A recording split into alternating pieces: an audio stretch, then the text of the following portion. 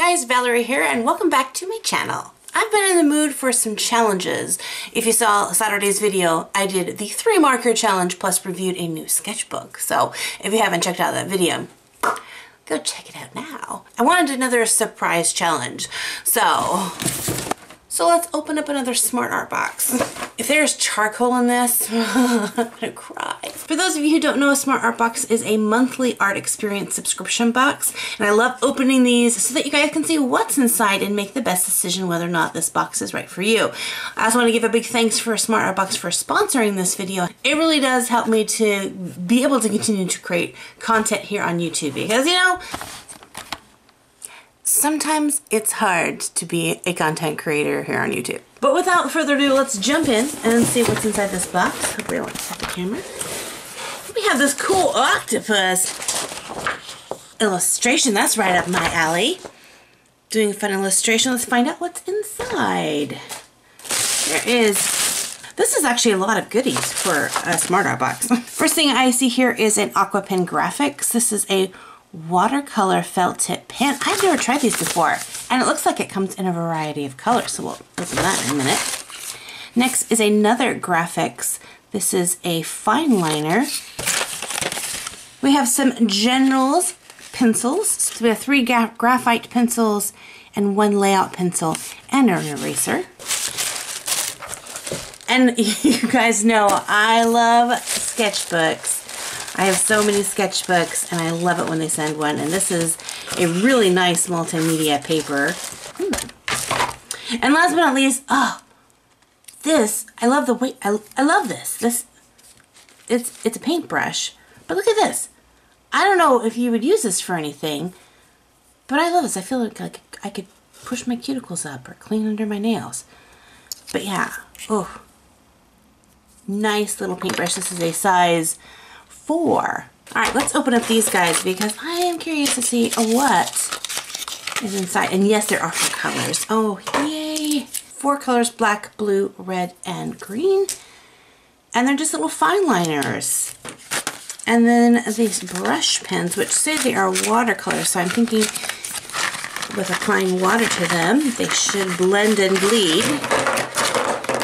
That's a really interesting color palette. I like how these colors go together. I am sad that there's no red, but again, there's the challenge to create something using a color palette, and I like how these all kind of go together.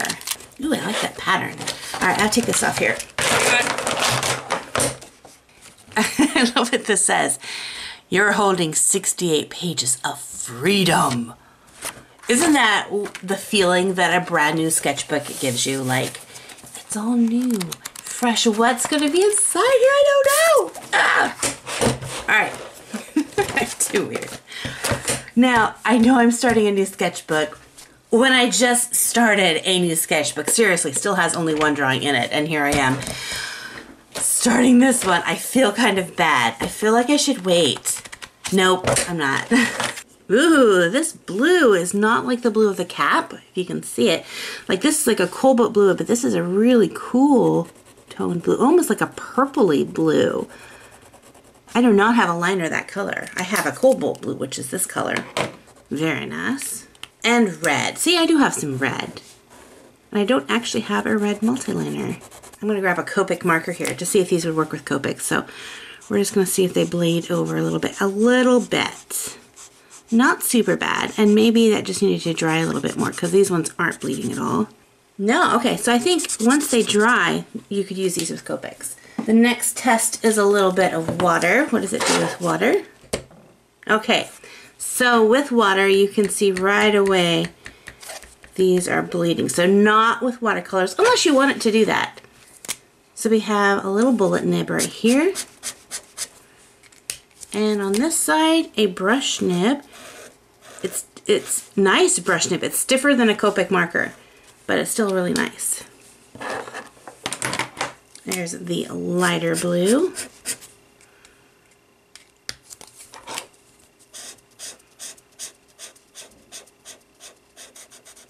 So the paper holds up a little bit, but after a couple swatches through, it's going to start tearing up a little bit. So you want to keep that in consideration. I love this color. This is like, if it's true, yeah, this is like egg, robin egg blue. Oh, I love this. We have this yellow, which is a really kind of toffee colored yellow, like almost orangey yellow. This light gray, which is super light. Great for shading, and then of course black. Ooh, that black is nice. Oop, you can't see it. There. All right, let's take our cool paintbrush and water, and we're just gonna run a strip all the way down here. Ooh, that black. Look at that black, you guys. Oh, that's beautiful.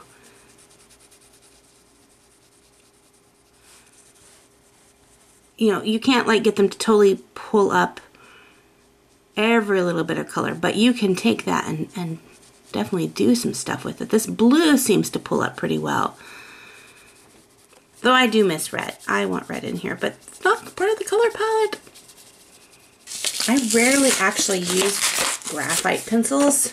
I'm more of a draw with colored pencils kind of girl. So the 2H is going to be your really hard lead, which is going to give you a really soft, fine line. It's not going to smudge much. Your HB is kind of your medium one, so you can definitely see there's a definite difference between that, and you're going to see that smudge. And then your 2B should be darker yet, and very smudgy. Ooh. And then this layout pencil, grab that on me, should be really, ooh, it's very chalky. It's kind of breaky. And it's almost like charcoal, but it's a really soft graphite. But you can get a really nice dark line with that. You just want to be careful with the pressure. The softer the lead is, the darker it is, the more fragile it gets. So I'm not surprised that this one is kind of crumbly. That's where you're going to get all that graphite on your hand. If you go rubbing it like that, then you get that. So when you do your outlining in your graphite pencil, that's really easy to smudge. You just want to try not to rub your hand over top of it. So if you're using an inking pen to do the outline that is water soluble and it's going to bleed with everything, but you have to use it or you want to use it with your watercolor, but you don't want it to bleed, add your outline last. Do your painting first and then go back through and after it's dried and outline everything. And you'll have better control of your pen. But let's just see what happens. Alright, now I don't have any skin tones, so we're just going to play around with this a little bit. Now see, this is already bleeding into my lining, or this pen, so if you don't like to get your tips messy, then I would definitely use that technique. Ooh, I love this color. It's so bright and vibrant. And you can kind of use this lighter one for a blending tool. A little bit, but I would suggest that you just use water. Yeah, see, I can pick all these colors up and just move them around a little bit. If I wanted to add a little bit more shading, I could maybe come in here and just tap in some black in here.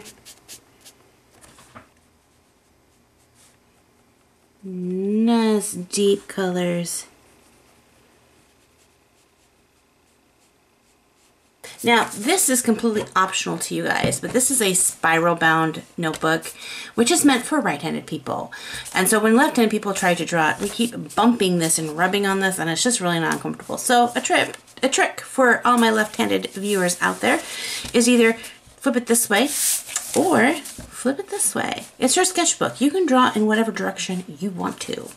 Let's go for a dragon. I think I know exactly what dragon I want to do.